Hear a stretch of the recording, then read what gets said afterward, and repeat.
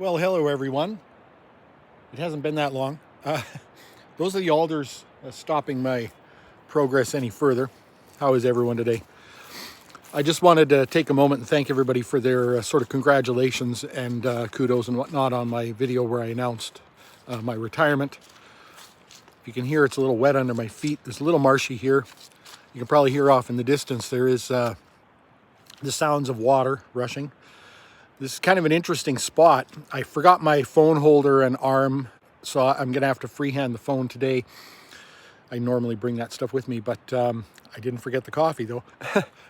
Nice and hot, tastes great. In case anyone's wondering what I'm drinking these days, not that anyone cares, but now I'm in like personal vlog territory, right? So I'm drinking decaf right now. Not that I need to necessarily, but I am. A little bit of stevia and some coconut oil in there is what I'm drinking. Anyway, I'm about 50 kilometers beyond even the main branch road. So there's no one up here. I use a two-way radio to keep myself safe when I'm up here. Especially some of these roads are notorious for being very, very one lane. And, the industry that's up here, these logging trucks, they just come barreling out of here. And they expect you to know the score, right? So I use a two-way radio, and it stopped squawking a long time ago. There's nobody else up here, and obviously I really enjoy that. And like I said, I've gone more than 50 kilometers beyond the main branch road even, and there's not really anybody up here. You might have noticed behind me back there was signs of a sort of a rock ring. Someone had made a campfire there at some point. This is a great little landing here, and you can tell that a few campfires have been here. And so, it's a very unofficial campground. However, it is in a great spot because you're beyond where most of the industry is working. I've been up the road. Yes, I can see older cut blocks that are slowly growing back, and I can spot one from here up on the hill there, up on the ridge. But there's currently no industry up this far. So that's really great because next year I'll probably come back. There are a couple of creeks nearby that are just raging right now. We've had quite a bit of rain at the latter part of September and October after a pretty dry year. And some of these creeks, which normally are crystal clear, especially at this time of year, a couple of the bigger ones, they're looking there's a tint of silt in there. So this is, heavy runoff from these rains, I suspect. And the creeks and the surrounding forest are very picturesque. So I'm going to spend some time on my way out of here. I stopped for lunch, finally. It's almost 1 o'clock. I haven't had anything since 6 p.m. last night or whatever. And I'm really hungry, and I haven't even had a coffee yet, but I just was exploring and trying out a new GoPro and sort of assessing how to set up the settings and best capture these things. So this spot would be great to come back to next year, most likely in the fall, and set up camp here so that I can spend the day at one of these creeks, hiking up the creek, seeing what the woodland is like in there. It's sort of one of those areas. It's quite a watershed here. It's not a box canyon further up, but it sort of resembles that. The ground just keeps sloping up and up and up as the two mountain ridges sort of come closer together. I'm going to have to look at it closer on Google Earth when I get home and just reacquaint myself with the lay of the land. I'm not in the middle of the nowhere, but I think if I could climb on the ridge, I could see it from here, Anyway, it'd be great to set up camp here, spend the day hiking up the creek and seeing what the woodland looks like. It's very reminiscent of some of Vancouver Island even. It's just below rainforest type stuff. So, you've got tree branches with huge, just completely encased in moss, big hanging green moss. It's very beautiful looking. And the creeks, just the right mix of rocky, stair-steppy, some trees and foliage around the edges.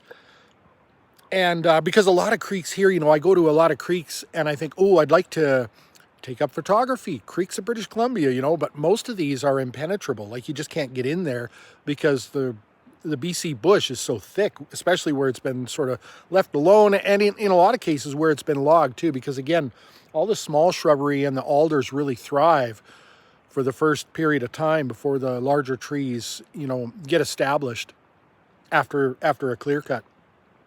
I've got a little cube trailer with an over top camper, a rooftop tent. I bought it a while back. It's a 4x4x5 cube. It's got 13 inches of ground clearance and it's very short. So the great thing is, wherever my truck or my Jeep will go, I think the trailer will go. I put an extension on the top of it and mounted a rooftop tent on there. Arguably, or admittedly, this was sort of a little bit before my wife's walking got as bad as it is right now. And so in hindsight, it's not the best solution for the two of us. But it is a good solution for the one of me if I'm coming up on my own to do these excursions, park at a place like this and spend a day or two hiking around and taking photographs to maximize my time up here, because it can be tough. You start thinking about what time should I start heading out of here so that I'm not driving down this road in particular. It's a bit notorious in the area. It's pretty treacherous. It's very narrow in spots with a drop off on the other side. And, the only positive, I suppose, to coming down in the dark is there's not going to be any other vehicles, and they're certainly not going to be coming the opposite direction. They're not going to be coming up the hill.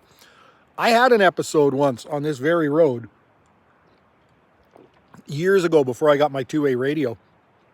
And I knew it was a radio-controlled road. I've been going up radio-controlled roads my entire life, starting as a little kid.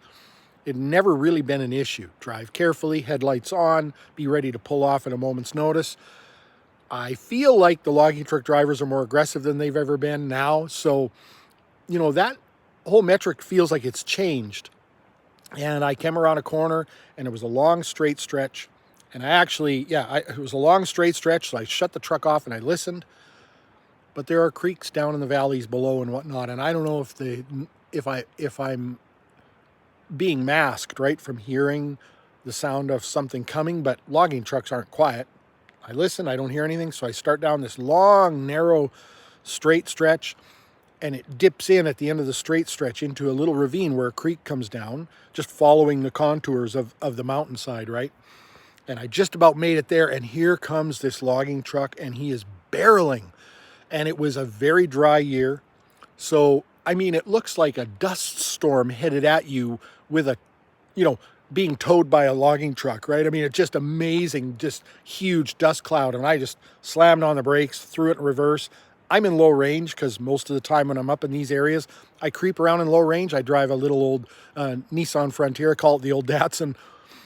Low range is not as low range as in a full-size truck. So it's actually a really nice ratio for ambling around in the bush. So I threw it in reverse and I punched it. And of course the transfer case is screaming. I got my whole upper torso out the window, trying to make sure I don't steer off the road, because there's no forgiveness there. If you go off the road, you're not coming back.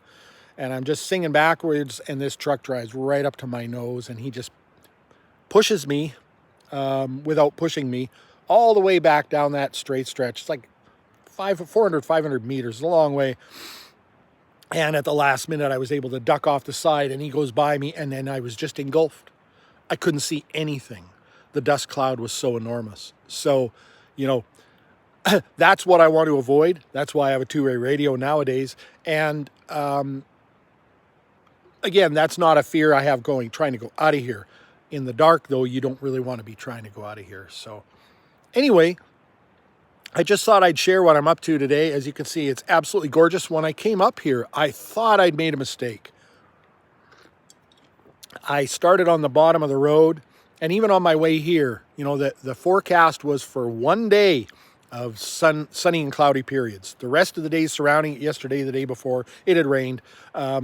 It's supposed to be raining tomorrow and after. Those forecasts changed, but I checked it right up until this morning to come up here, and it was still the same forecast, sunny and cloudy periods. So I thought, okay, I'll head up. And the closer I got, because I'm a ways from home as well, I'm in a different valley entirely, and it was getting darker and darker. There was a bigger lid over everything, and then I started to get sprinkles on the windshield, and I thought, man, I should have checked the weather there, in the other valley. I was checking the weather more at home. It ain't universal, right?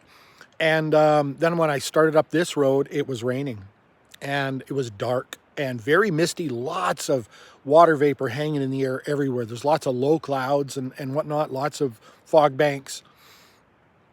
And I thought, well, I'm up here now, you know, I'm just going to do it. In some ways, today was sort of getting back in the belly of the beast, because the last time I was up here was the time I just recollected about, you know, my incident with the logging truck. So this is me getting back on the horse, so to speak, with the assistance of the two-way radio, which is great. I already avoided some stuff on the way up here.